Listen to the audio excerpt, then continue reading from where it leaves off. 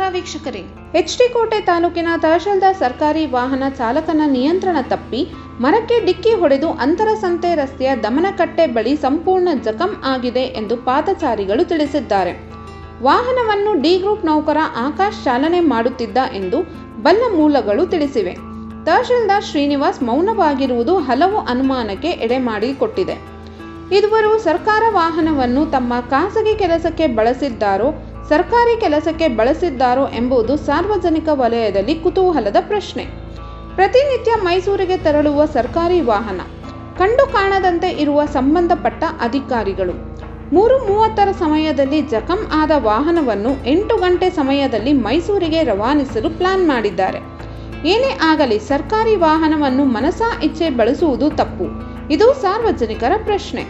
ವರದಿ ಮಲ್ಲಾರ ಮಹದೇವಸ್ವಾಮಿ.